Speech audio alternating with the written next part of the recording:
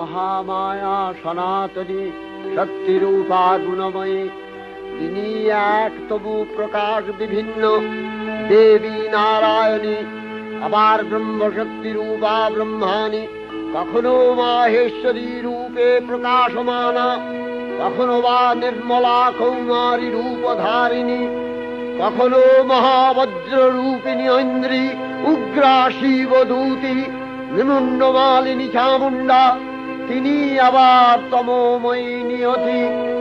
এই সর্বপ্রকাশমানা মহাশক্তি পরমা প্রকৃতির আবির্ভাব হবে সপ্তলোক, তাই আনন্দমগ্ন।